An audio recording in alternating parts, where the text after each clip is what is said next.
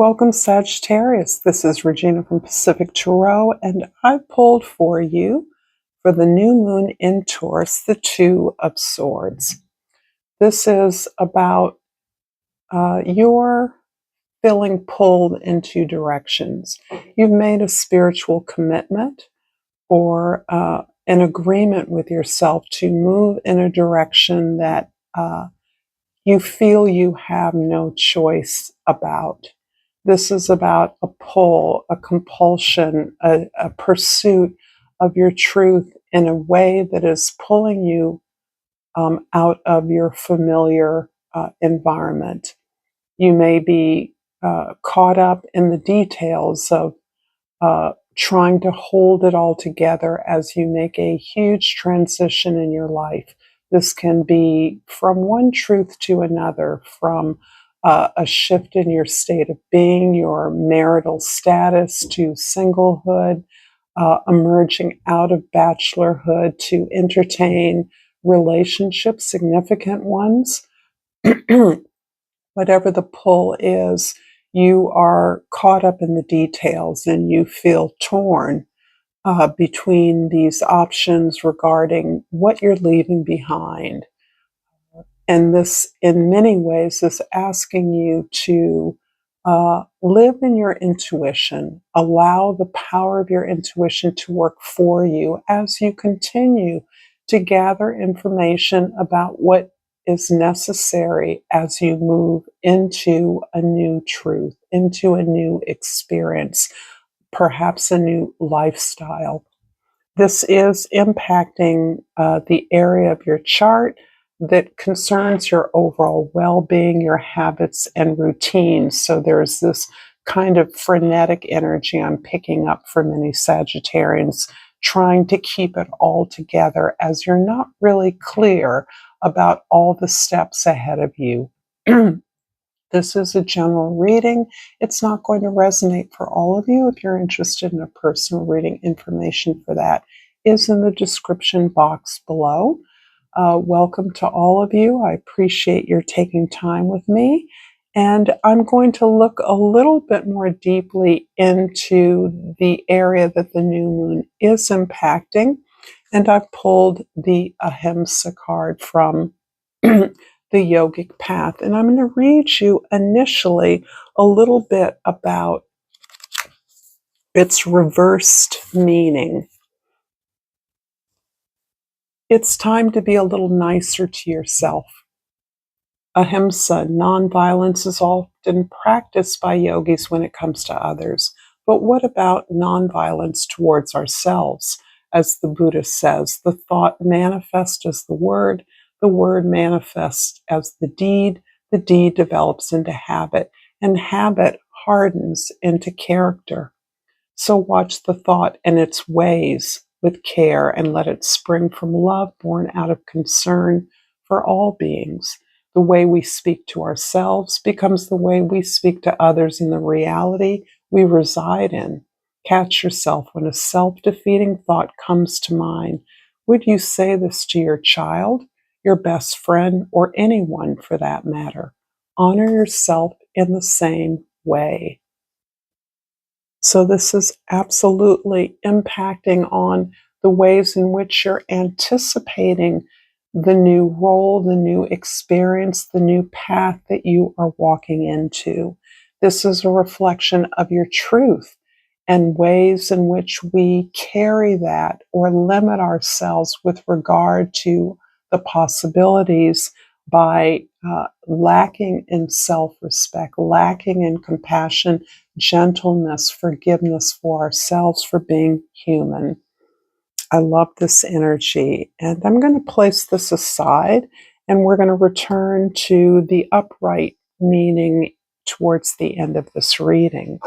In the 10th house, the 8 of Swords is emphasizing this same idea, but amplified as a surround of other opinions, thoughts, strategies, beliefs.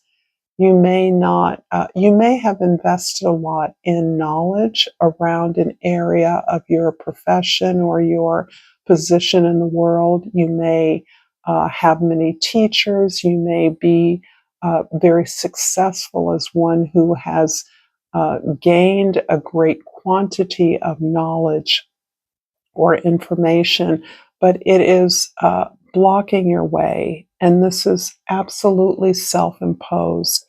You are not able to see the forest for the trees here. And this is creating a sense of anxiety on your part, a sense of nervousness. It's amplifying that imposter syndrome, that underneath this all, you're not sure that you're smart enough or you're ready enough or you're prepared enough for the path that you're setting out on, for the work that has been proposed to you or that you are taking up in some regard. In the first house, the Queen of Cups is about this compassion, this self-care. You have learned the lessons to treat yourself in the way that you optimistically treat others. So this is a history. There is a long history of your looking behind your own mask, recognizing that the way you treat others, the way you show up for others, does not often reflect the same regard, respect, or love that you show for yourself. You invest others, you cheer them on with your most positive expectations, and yet you hide from the natural consequences of your behaviors and actions. This is something that you've done in the past. It's something you've been healing, and in that way, it has facilitated more of an inward focus, more attention on not only how you treat yourself, but how you feel, and really allowing your body to inform you about what you're learning, to confirm the things that are really right for you. Not the words you say on the outside to others, but really how your experiences have taught you about those barriers that are imposed on you within. So the self-care, the self-respect, the self-love is beginning to be tested, to be measured in the external world. In the fourth house, the house of your home, your family, your foundation, the Five of Swords is indicating a lot of old stories of anger, resentment, being left out, being rejected. And this is something that as you move forward, it is to be expected that you are cleansing your consciousness of these old stories so that you can heal them. And they, for many of you, keep coming up despite the incredible gains that you're aware of, that you are experiencing in the 3D world, where you are feeling better, you're being more authentic, you don't feel the need to pepper your conversation or social circles with your Pollyanna attitude or your raucous cheerleading everyone else on, because you no longer feel that you have to make up for something that you don't feel inside. Now your long experience, and for many Sagittarians, this is decades of inner work that you've been doing. Remembering that Pluto was in Sagittarius before it was in Capricorn. And depending on where Sagittarius is in your chart, you can have this can have triggered decades of shadow work, self work, healing, deep healing. And so you are now exercising what seems like an ongoing fountain of negative stories that have been told to you and that you have internalized, something you've suspected. Why am I so different? I must be not so good. I must be deficient, deficit. I'm not like others. And that has been internalized as ultimately a bad thing. You're working on that. And these stories that keep coming up are ways now that you can measure and see how far you've come. So they actually have a therapeutic value, and that's important. In the seventh house of your significant relationships, you are really looking at, again, how you've invested in yourself, in your values, in your hopes, how you have been on the path that you've been on for a very long time. And this only reinforces uh, uh, not only the overall wisdom of self compassion, but also that you have been doing the work for a while and that you are in a place of your understanding that it's important to stay in this place of kind of stasis, of evaluation, because you are shifting so fundamentally at your most basic nature.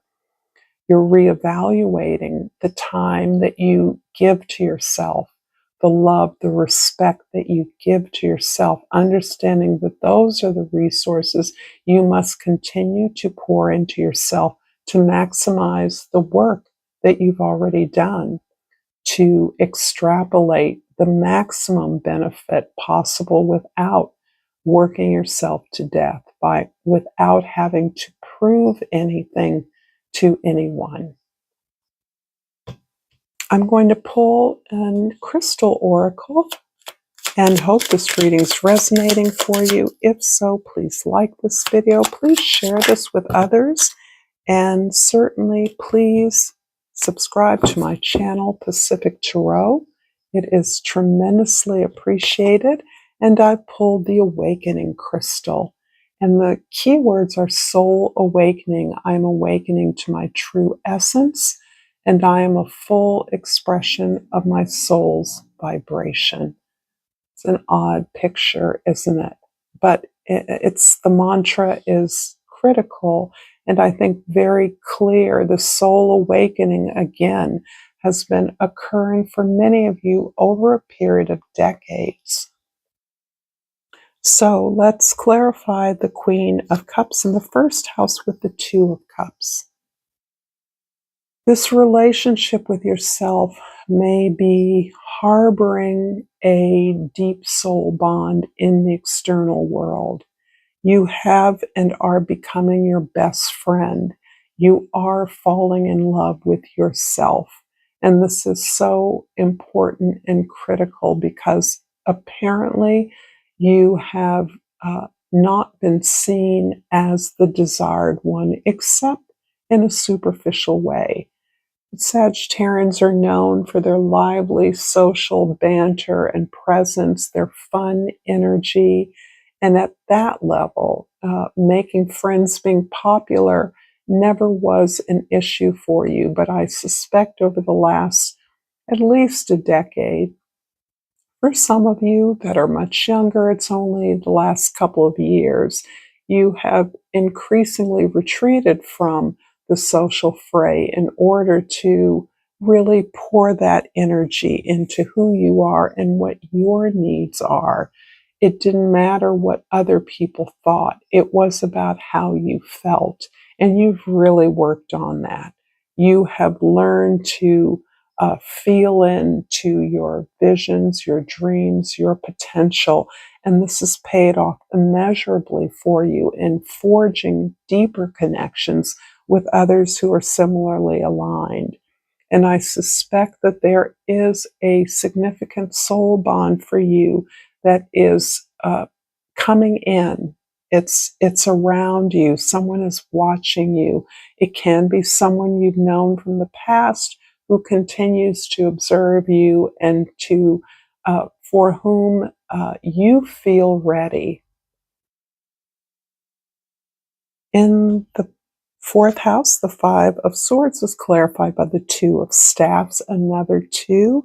So all of this reflection, all of this inner work, not the churning of others' opinions, but the real vacillation regarding making a choice, knowing that you're merging away from your strength into a period of expansion and growth. You're ready now for that.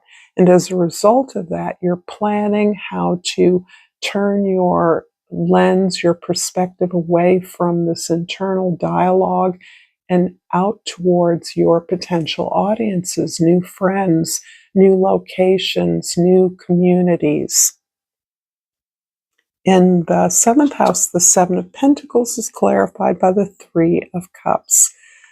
It's interesting that part of your reevaluation has been the understanding that you have all that you need around you. All of your relationships have built to a place of not only self-acceptance, but a place where you can safely tell your story, share what you've learned from your hardships. It isn't just about being happy all the time. This is almost the contrary for you.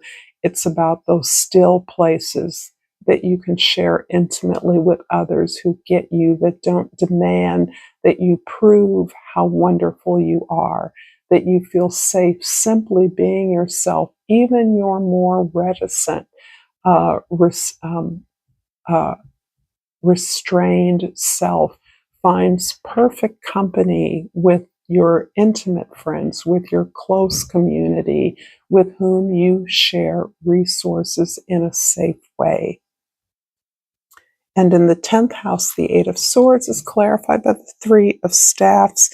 Well, we have 2 2s and 2 3s, and that must be important to someone. The Three of Staffs is all about this place of doing the work to share your story in a new way, to experience yourself, your goals, your dreams in a new way.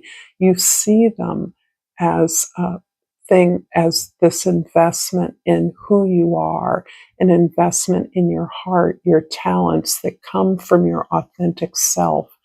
And this is you having put out some feelers, having let people know that you're interested in X, Y, or Z, that you are available for certain kinds of projects, making connections. And when you're connecting with people, the comeback, this can be people that you've met before, that you're reconnecting to, that are now more than eager to move forward in some creative aspect of this new setting up a project or an opportunity that you are looking forward to.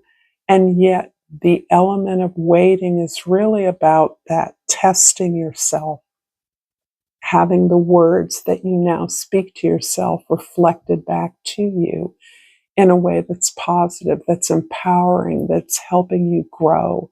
So this waiting is more an anticipation of the collaboration that you are seeking.